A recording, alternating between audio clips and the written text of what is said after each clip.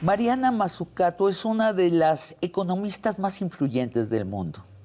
Sus libros han cambiado una idea que durante décadas parecía indiscutible, que el Estado debe limitarse a corregir los errores del mercado y dejar que la iniciativa privada haga el resto. Mariana sostiene lo contrario.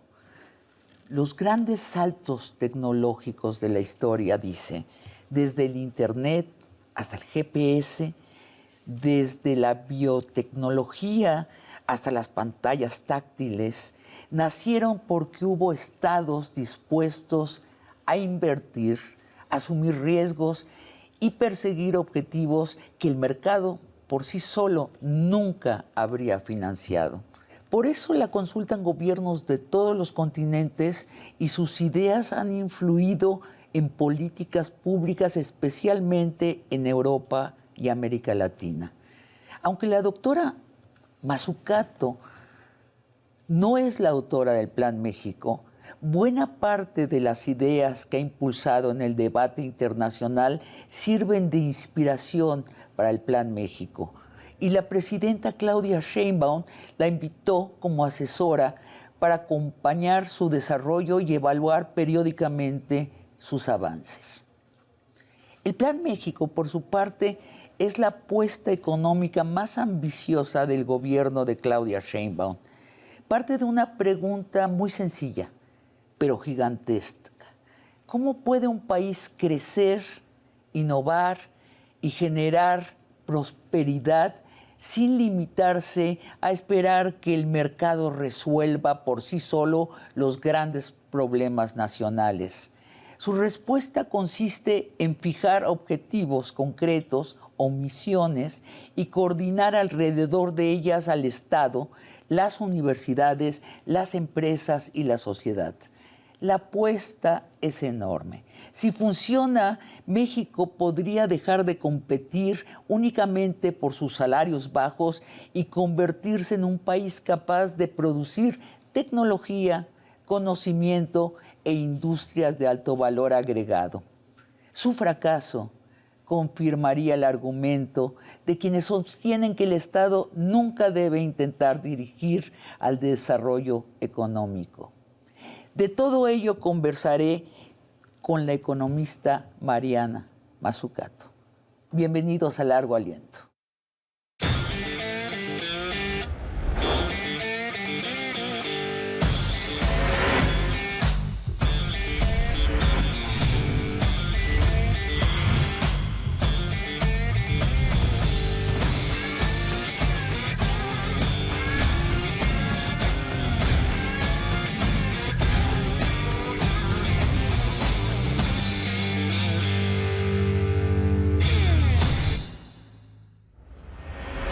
Mariana Mazzucato, bienvenida a Largo Aliento. Gracias, es un placer. Mariana, empecemos por despejar una confusión. Hay quienes dicen que tú eres la autora del Plan México. ¿Es cierto? ¿Cuál ha sido exactamente tu papel en el Plan México? Okay, so I will respond in English. And first, just to say thank you for the interview. So, every country has plans, and economists globally sometimes are asked to comment on it. So Plan México was designed without me. My institute tries to better understand how economic policies can be structured in ways that actually foster transformational growth. So I was asked to interact with it, not funded. The government paid not a penny. This is research work that we're doing where my institute receives funding from philanthropies globally, just like Harvard does and so on. And we wrote a report based on what we thought could be improvements to the Plan de México, and especially focusing on the context of the plan within an economy that is currently having, continues to have many problems, if you want. And so we said, this is an opportunity that there is a Plan México, but in order for it to actually foster a different type of growth, or even just growth, get the private sector to invest, have proper, public banks that can actually work in a coherent way, so on and so forth. We wrote a report, which hasn't even been finished. I was just in Mexico getting feedback on the report from local academics. But of course, I did not write Plan México. That would be ridiculous to claim that. Mariana, y sin embargo, el Plan México incluye varias de tus ideas centrales como economista. O sea, coincide contigo en el rumbo general de lo que hay que hacer en una economía. Si te parece, vamos una por una de esas ideas del Plan México y te pido que nos expliques primero la idea y luego la manera en que está funcionando. La primera idea es reorientar al Estado para que incentive la innovación a partir de misiones concretas. ¿Por qué trabajar con misiones concretas? ¿Y cuáles son las misiones concretas del Plan México? So I think you might be confusing two reports. There's the Plan México, and then there's our report on the Plan México. What you just read was about our report. El Plan México no tiene esas misiones concretas. No, what we argued was that the Plan México continues to be structured around vertical areas, right? So for example, water, agua, energía, salud, economía, infraestructura. Exacto. So the Plan México currently, which is also part of a very important plan, el Plan Nacional de Desarrollo, is very ambitious, but the areas continue to be vertical. So the ones I just mentioned are the main vertical areas. And so what we argued in the report was that in order to actually confront a key problem that Mexico has, which is this low level of public investment and also a financial sector that actually historically has been investing very little on the productive side, the more that these areas can become, if you want, problems to solve, which require private sector investment and public sector investment and a financial system, especially the different public banks you have, that work in a more aligned way, a more coherent way towards actually solving the problems, that would make, how do you say, it would create a more outcomes-oriented plan. And so, for example, thinking about specific problems around water security, health sovereignty, clean energy, food sovereignty, turning these into very concrete missions, which require intergovernmental, so interministerial coordination, but also more coordination of the actual tools that the Mexican government has at its disposal, less dispersed, less about projects here and there, more programmatic. Then we thought there was an architecture, if you want, to the plan that would be improved. So we were interacting with the existing plan, which I did not write. You can ask the government who wrote it, and saying that it's a great opportunity for an economy that's been quite stagnant. But in order to really catalyze the needed investment, innovation, in a country, by the way, that has spent very little on innovation, research and development, and so on, the easier it would be to then actually deliver the plan. Because everyone can come up with a plan. The problem is delivery. I can tell you, even in my country, Italy, we have an implementation problem. There's no problem of coming up with a plan. Mariana, ¿y cuáles son esas misiones que tienes detectadas y que sugieres que adopte el gobierno? Okay, this is not my role. I would never think that I should come into a government and tell them what their missions are. I said, you have Plan de México. It's organized by vertical areas.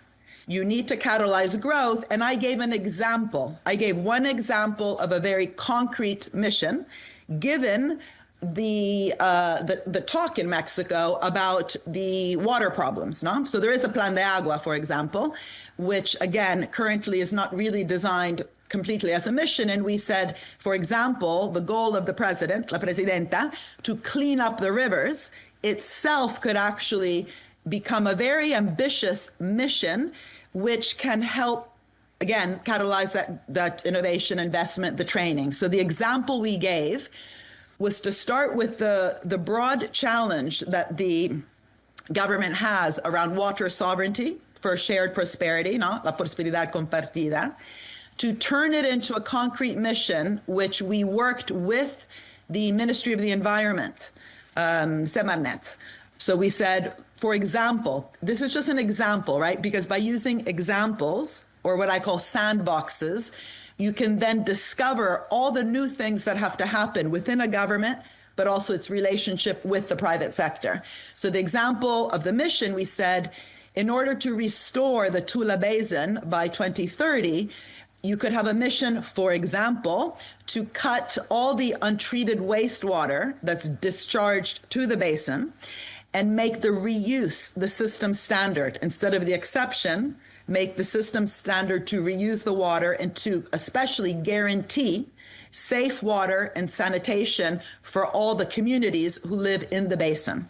So then the next question, which the report that I wrote, not the government's report, was, well, what does this then mean for the way that government works between Department of Energy, Department of Environment, Department of Health, because health and well-being is central to the people who live in those communities, Department of Finance, Department of Economy. Third, what does it mean for how the government, through its tools, has less of a clientelistic relationship with the private sector, which is one of the problems in Mexico, as with other economies, and works with all these different sectors, seeing water not as a sector, but a problem to solve. So water and sanitation, agriculture and irrigation, energy, health, the environmental ecosystem in the area, tourism. So how we do tourism can either hurt the water cycle or it can help it. How we do even, our data centers today, which are wasting so much water in order to cool the data centers. This is a problem in some parts of the world.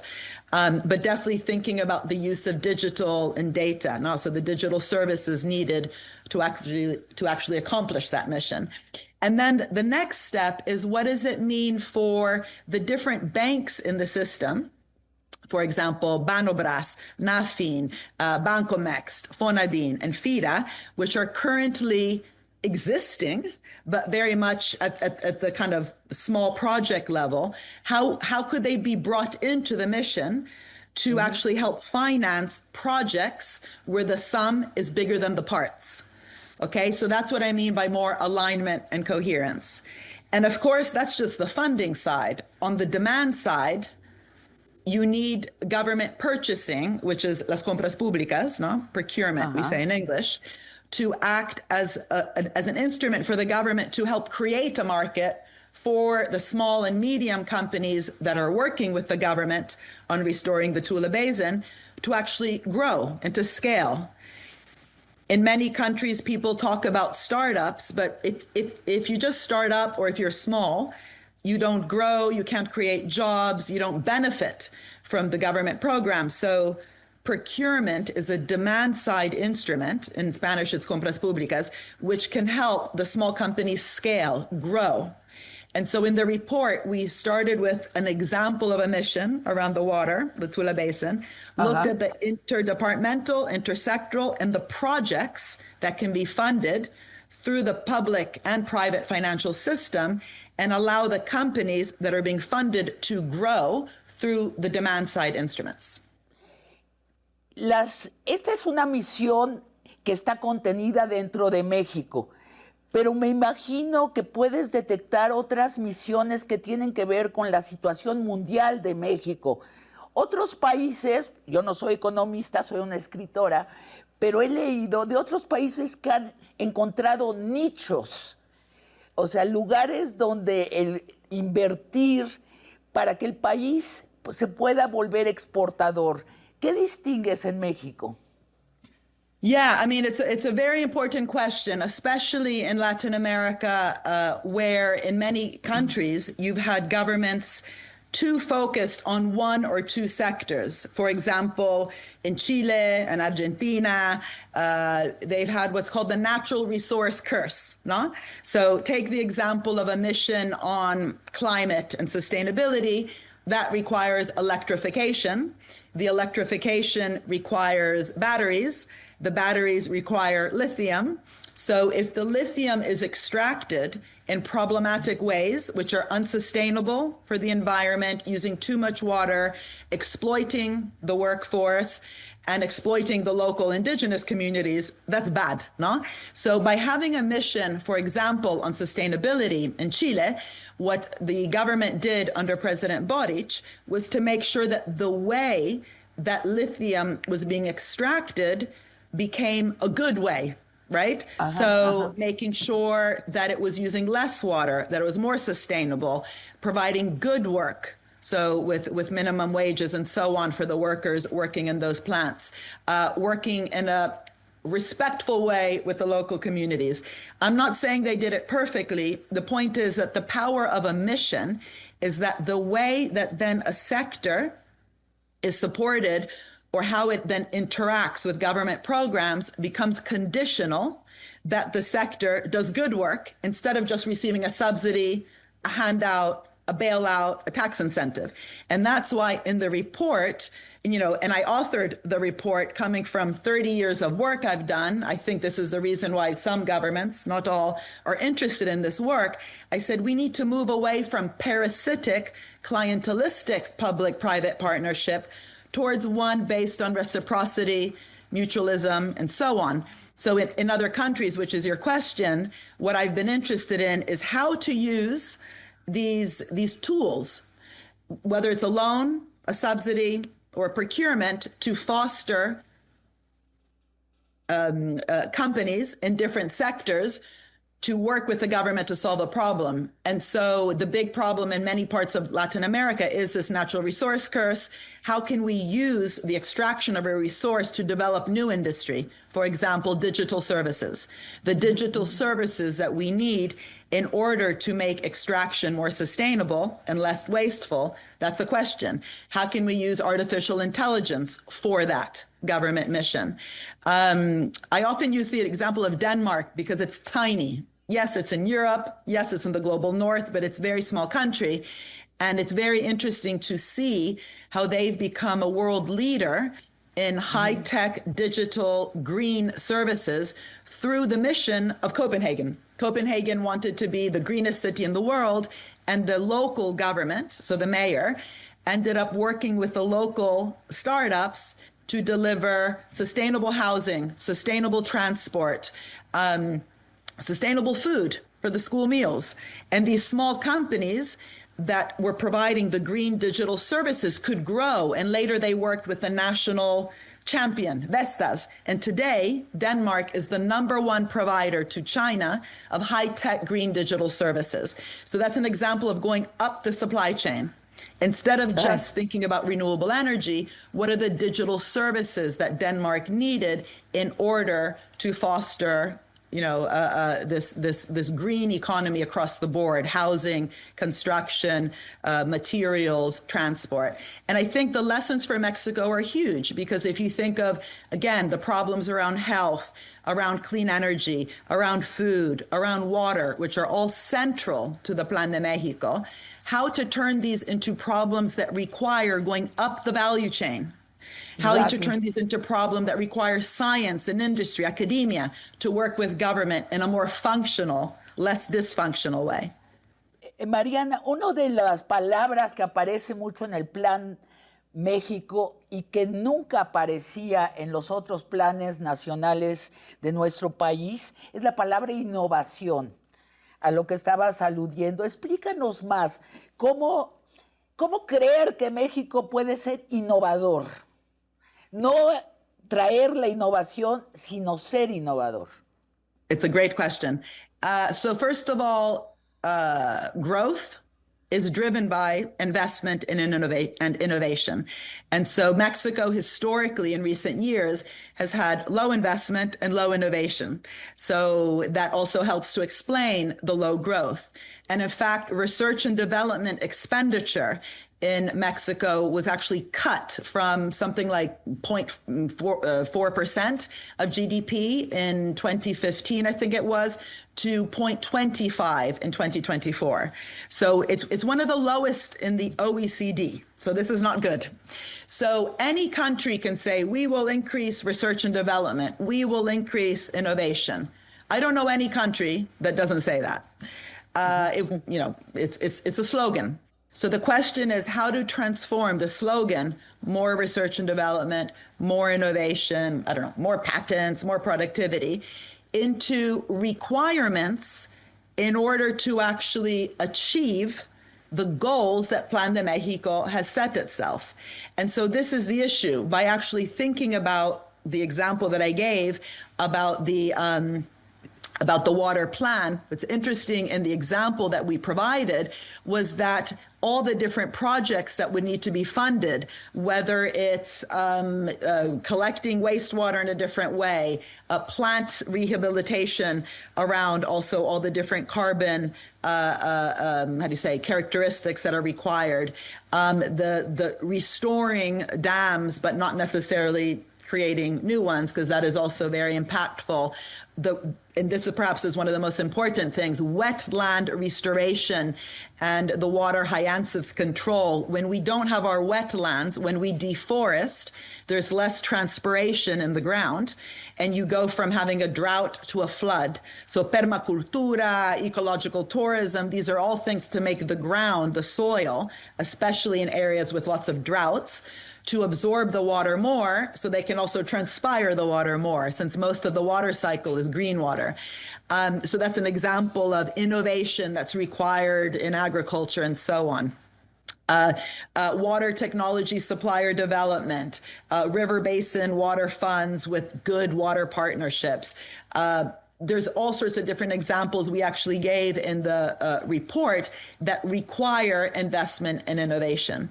And so this is really the issue, that in order for the Plan de México to be coherent with being about innovation, the question is, where will we see the innovation and the investment that's required for the Plan de México, as opposed to just thinking of it as an economic target? And I think the real word that's important in the Plan de México is also this idea of prosperidad compartida, because we can have prosperity, but if it's not shared with the community, then that's not good growth. That's growth that leads to more inequality. Hagamos una pausa y regresamos con la palabra prosperidad compartida, que es uno de los ejes importantes del Plan México. Volvemos. Mariana Mazzucato, nos quedamos en prosperidad compartida, una de las expresiones también centrales del Plan México. Explícanos. So first of all, it's not that original of a word. All over Latin America, including, for example, under the government of Gustavo Petro in Colombia, they also talked about prosperidad compartida, economía popular. The question is how to make it, again, not a slogan, but something real. And this is what, again, we talked about in our report. So the idea behind prosperidad compartida, so shared prosperity, is to find a new model of development that both creates growth, but also makes sure that that growth is shared in a regional way. So you don't have growth, in one part of the country and not another, that is shared with different communities, with indigenous communities, with workers, and so on. And also, that has, if you want, an industrial strategy behind that, for example, nearshoring and so on, but ultimately a growth that maximizes social welfare, reduces poverty, and regional integration. And so in, again, the report that I wrote to challenge the government, because again, I don't work for the government of Mexico. If they ask me one day, I might consider it, but that's not my situation. I'm an independent economist with a research institution, which tries to make sure that when governments, progressive governments, of which Mexico is so important, there's many regressive governments.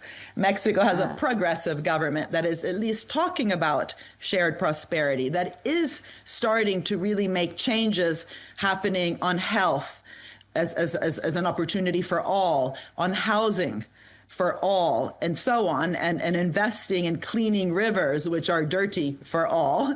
What does it mean to use these ambitions to first foster growth, that's prosperity, but then to share the prosperity? And exactly. In a country which has so much inequality and vulnerability, where informality is at something like 55% of employment, and where, the labor share of income So everyone complains about GDP as a measure, but even with the classic GDP measure, you can look at the share that labor, that workers have of that income. And in Mexico, it's only something like 32% of GDP, which is very low internationally compared to Chile, which is like 65%. In Brazil, it's 63%, and similar to Germany.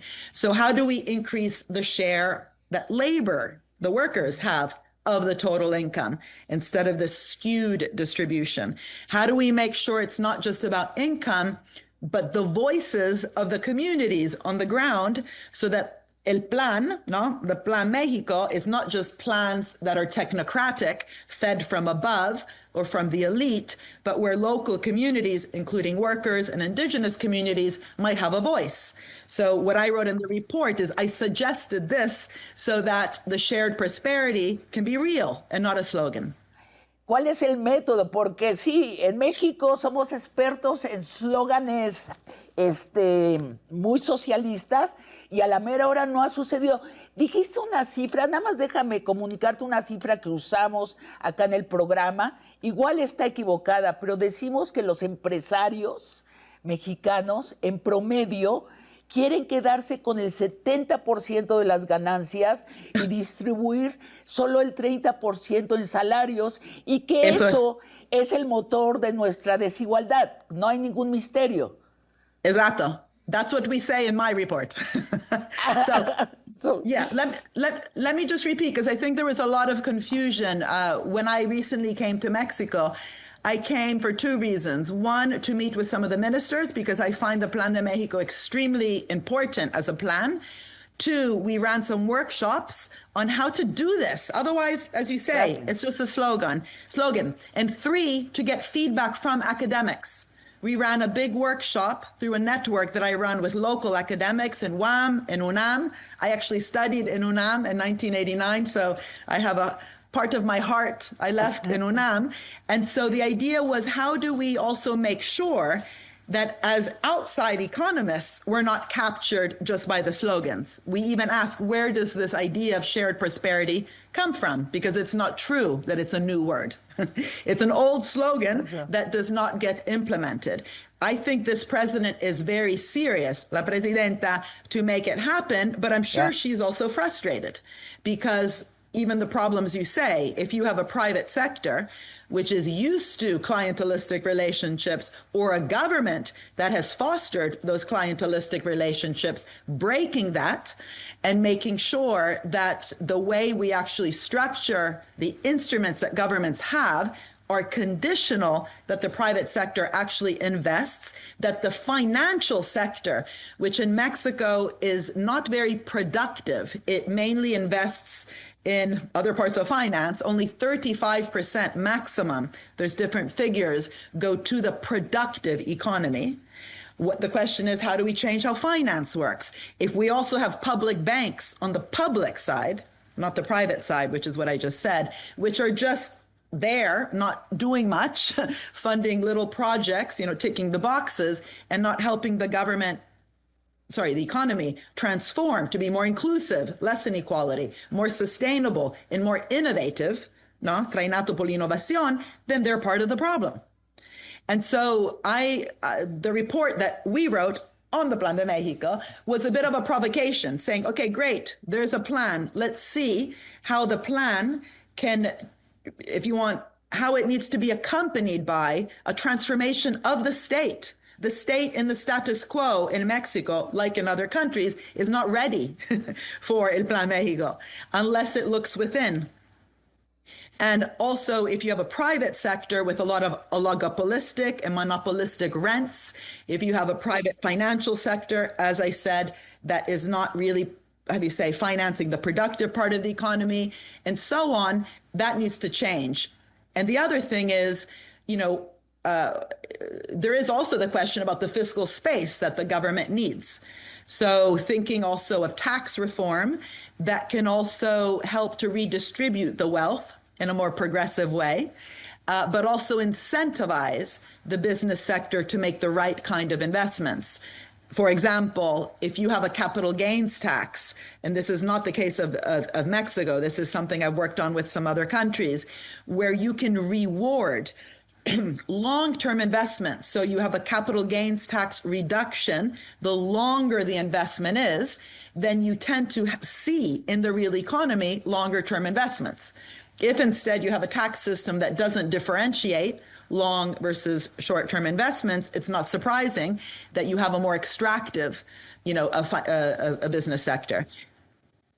Mariana, el Plan México recomienda textualmente aumentar la capacidad fiscal del gobierno mediante ajustes tributarios para financiar la innovación y la capacitación laboral.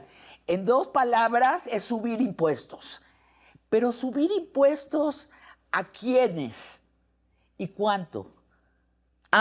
So there's all sorts of taxes. And again, in the report we wrote, we looked at income tax, at corporate tax, at wealth and land taxes, at capital gains tax. Every government in the world has the choice to make on how to structure its tax system. And sometimes we just say tax, forgetting that there's so many, granular taxes that can, for example, reward those companies that reduce the material component of production. And you can have taxes that reward, again, more sustainable production. You can have taxes that tax wealth, that is just, if you want, clogging up the system because it's not actually profits being generated from what I would call in economics Schumpeterian investments. It's just wealth that's being handed down, whether it's through inheritance or land and so on. So what we said in the report is it's very hard to have a Plan de México or any plan that doesn't also look at all the different types of taxes, that it's not about up or down, it's how to use it to foster the type of growth you want. Acá en Largo Aliento, Raquel Buenrostro, antes directora del SAT, luego secretaria de Economía, nos estimó que el 50% de los comerciantes en México son informales, no están registrados, no pagan impuestos. Es un problema importante de la economía de México. ¿Qué aconsejas tú? ¿Cómo remediarlo? Yeah. I mean, first of all, don't forget that the tax revenue in Mexico is one of the lowest in the OECD. I think the tax revenue is just under 18% of GDP. That was the number in 2023. I don't know the exact number today. It's one of the lowest in the OECD and below the Latin American average, which is what's more important in terms of regional average. And so really one of the questions, of course, is enforcement. And that, where there's a will, there's a way. But also you need the capacity to do that. One of the things that we talk about in the report is we need to be investing in the institutions and the capacity within the government that allow you to actually administer and enforce the plan. Otherwise, there's no point in talking about something if then we're not actually investing in that. But the problem is that the base itself is quite narrow. And currently, in terms of wealth tax, inheritance tax, property tax, capital income in the financial sector, these are all kind of areas, right? Again, wealth, inheritance tax, property, capital income, finance. These are areas where in some countries which have had a progressive agenda like Mexico does, the idea is also to make sure that we are not just taxing for the sake of taxing, that could hurt growth, but a growth agenda needs that revenue base and these types of taxes which will not hurt the poor, it will not hurt the middle class, it will just redistribute income from those who have gained too much over the recent decades in the ways that you rightly described before. That's the portfolio, the choices that a government has. What Mexico actually does on those taxes, it's up to Mexico. What we say in the report is you can't have shared prosperity. You can't have inclusive growth without touching the tax system. And the way to intervene in the tax system is to make sure you're doing it in a progressive way, not a regressive way. For example, VAT is often regressive because proportionally it will hurt the lowest income people the most, right? So you want to be intervening in the tax which is not hurting the people who are already hurting. And that's why looking at these kind of rents in the system and taxing the rents while fostering the profits that are good profits towards solving the problems the country has is at a high level the kind of the vision that we think needs to accompany the Plan de México. El 1% más rico de nuestro país tiene conciencia de que pagan muy pocos impuestos. Gente tan prominente como Carlos Slim lo ha dicho, pero sí, también ha dicho, pero cóbrenme impuestos, no puedo ir a entregárselos si no me los cobran. Pero ¿es ese 1% o es el 10%? El 10%, su comparación con el 1% en México es abismal. O sea que estamos hablando de un país con una concentración enorme de riqueza, como dijiste. Cuando hablas de aumentar impuestos, ¿aconsejas que sea a ese 1% o es más amplio la base que crees que hay que aumentar? I mean, my view on this is that there's a huge international debate on this. There's also a panel that the OECD itself ran on what the right amount should be for corporate income tax. But for example, Thomas Piketty and Gabriel Zuckman, who run a whole program on inequality, they have been giving very specific advice to countries around wealth taxes, for example. And I think what you want to do, because I'm not here to tell you which percentage, that would be ridiculous. However, I am here to tell you, you can't have shared prosperity with the current levels of tax and how they have been fostering this unequal, extremely unequal income that you have in Mexico. So the question is which taxes to use in a strategic way to foster innovation, to reward companies that are actually investing, and to tax the incomes which are just stagnant. They're just there. And it's not about taxing and penalizing top down. The point is you have a mix of different levers. And that's why in the report that we wrote through my institute, we look at all the levers of which tax is one. If you just look at tax, you will not foster growth. You need the funding for the small, medium enterprises, but they will not grow if they don't have a market. So we look at the different market creation tools. Also, it's not investing for investment's sake. This is why they need to be aligned with the government's program on health, energy, water, and so on.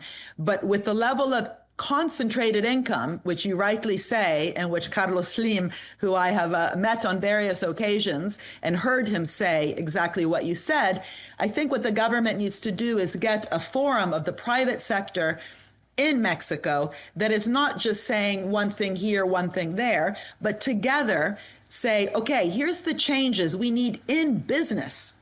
Government needs to say the changes we need in government, but any government tool is that the relationship between public-private. Tax is a relationship between public-private. Procurement is a relationship between public-private. The water rights the government gives Pepsi Cola or the beer companies is a relationship. Each one of those contracts, and tax is a contract, need to foster the kind of growth you want. So there is no point in talking about inclusive, sustainable, innovation-driven growth if the tax system you have won't be one of the key tools that helps you get there.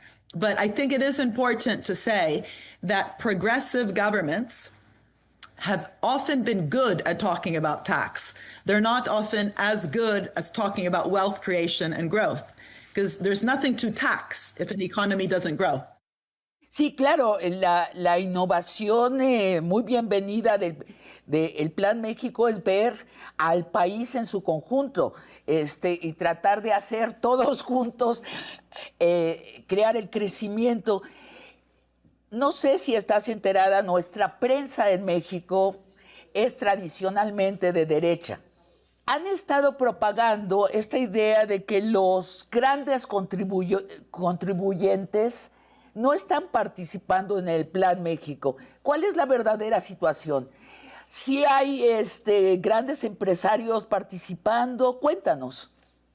So I don't know, because that's not my area. I'm not a therapist for the government. I don't bring them into the room with the private sector and say, can you talk? That's not my role. Again, I do economics of innovation, economics of growth. I try to understand the structural situation in a country and make sure that we don't use slogans, but we rethink how government works and how it can work better with the private sector.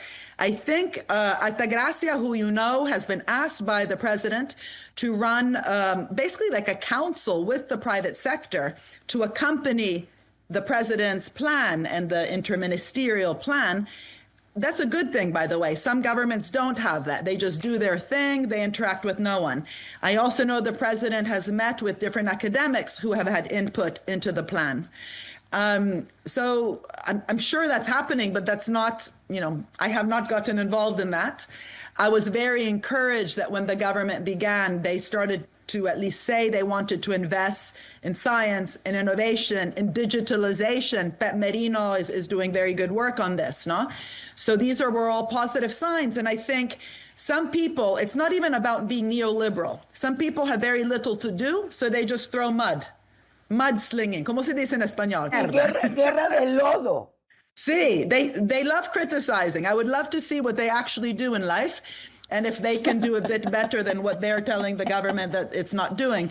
But besides that, I think the bigger issue is that, of course, the government should be speaking to local academics, of which there's very good ones in Mexico.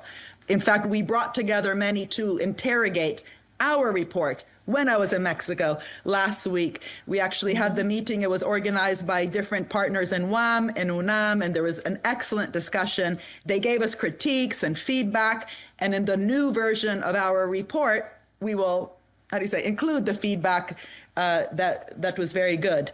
Also of CIDE and so on.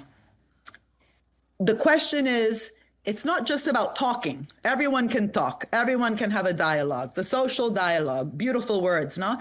The question is, does it lead to change? And my focus in my work for 30 years is to say government is well, not 30, I'm not that old, hell. Bueno, so since 2013 has been, because before that, I just wrote academic papers. From 2013, after I wrote the book, The Entrepreneurial State, El Estado Innovador, El Estado Emprendedor, I've been more concerned with how governments need to change. They don't work in an outcomes-oriented way. They don't talk to each other. They waste money. They get captured by the business sector. On the business side, they always complain, too much tax, too much regulation, too much red tape, too much planning without looking within. You're part of the problem, baby. Like when you go to an Alcoholics Anonymous meeting, I've never gone, but I've seen the movies. They say, you need to begin. My name is Joe. I'm an alcoholic. I think government needs to say, my name is X. I'm part of the problem. Business needs to say, my name is X, I'm part of the problem. Finance, I'm part of the problem. If you don't admit you're part of the problem, I don't care what you think the solution is.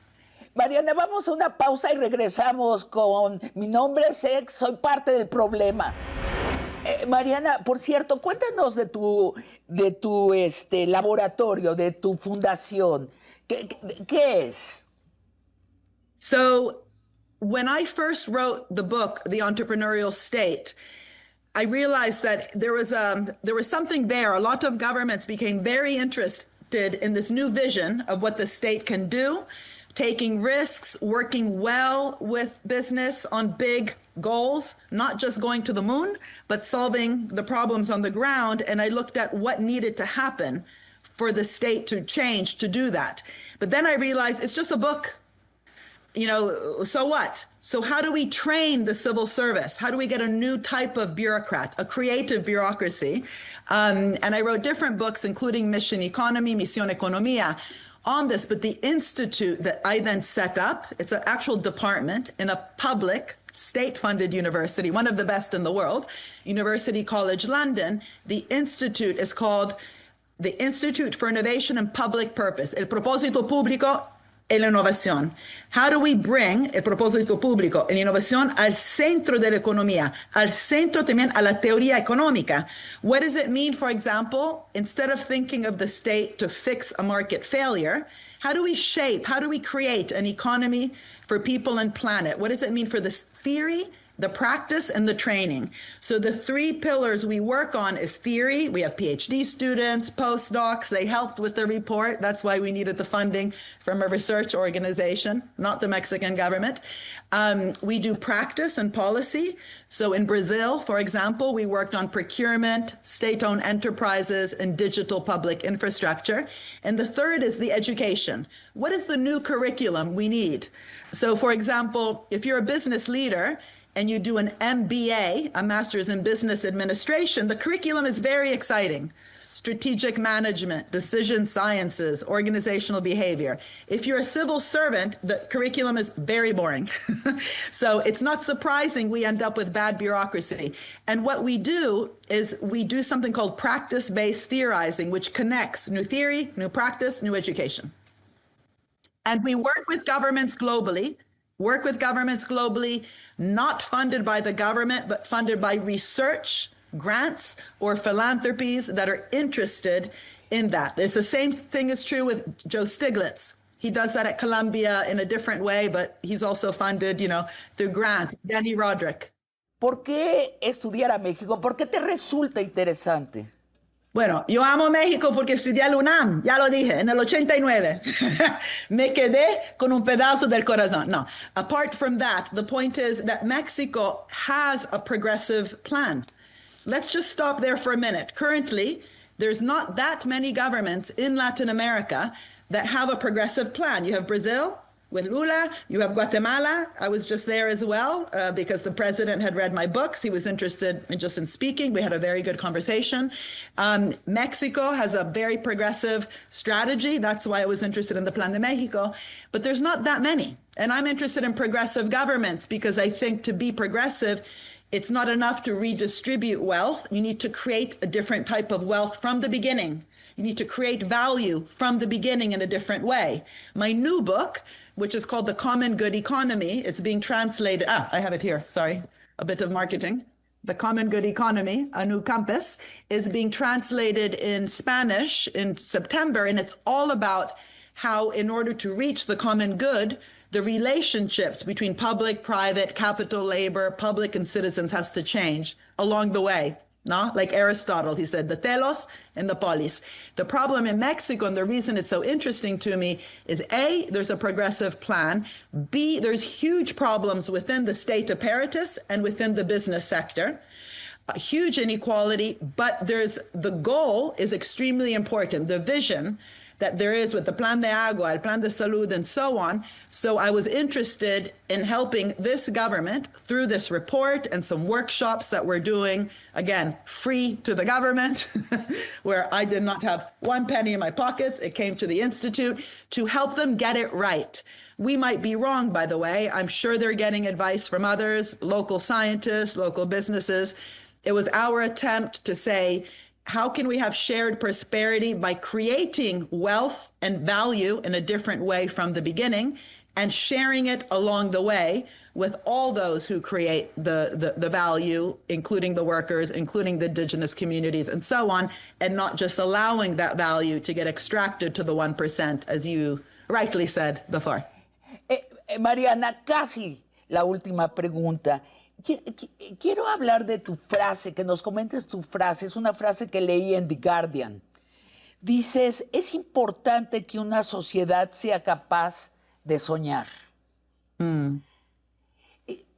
Háblanos de esa frase, porque se suponía que ya estábamos al final de la historia y ya no deberíamos estar soñando como sociedades. Yeah, so this is actually because I have a new project on how do we measure the value, for example, of the investments we make in arts and culture and theater and poetry, in a carnival. What's the value of that? And I think the value of culture is it also helps us to see the world through different eyes. And when Roosevelt, during the Great Crash, for the recovery, brought artists and designers at the center of the work progress administration for the New Deal, it was very important because otherwise the recovery programs just become bricks and mortar and build more stuff, as opposed to rethinking what do we want as a society. And it was interesting that the public parks, the national parks, of the US came from that period in history where the president of the United States brought artists and designers. And I was very inspired by the Minister of Culture some decades back, Celso Furtado, in Brazil, who said, cultural policy is development policy. Yeah, if we invest in culture, if we invest in the arts, we also make, and making sure that that culture and the arts are available to everyone. And think of also all the skills and the pipeline of activities, for example, that happen in a carnival, the costumes, the steel bands, the samba, I'm thinking of in Brazil. That's a system of production that happens over a whole year, but we don't value it. When we look at the value of a carnival, we just look at the ticket sales, the receipts. When we look at the value of a museum, we look at how many, again, tickets were sold, which then foster blockbuster shows. Instead of focusing on what does it mean, for example, to direct a museum, which focuses on bringing people into the museum who've never been in a museum, or showcasing artists who usually are excluded from elite cultural institutions.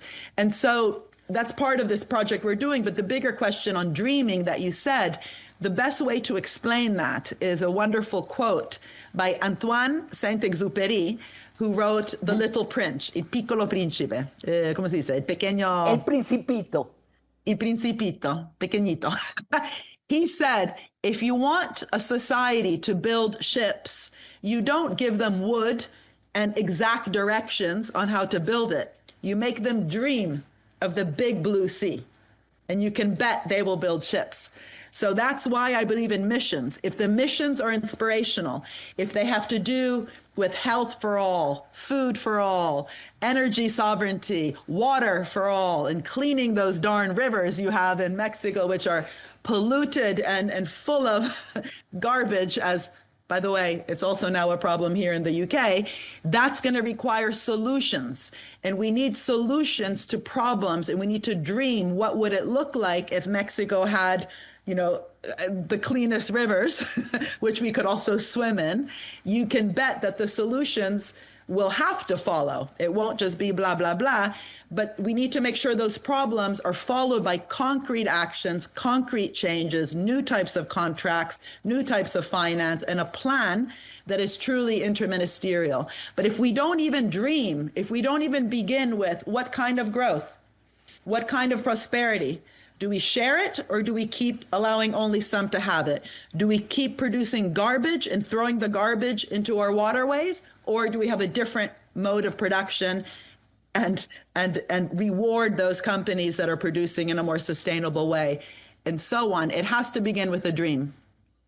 And by the way, with a plan. El Plan de México is very ambitious. That's the dream. Mariana Mazzucato, muchas gracias por esta conversación de largo aliento y hasta la próxima. Gracias a usted, y disculpe que hablé todo el tiempo en inglés, pero el español con el italiano muchas veces hace un poco de caos. Entonces, mejor que nos... Muchas gracias. Gracias a usted. Y a ustedes, amigos y amigas, los espero la próxima semana en otra conversación de largo aliento.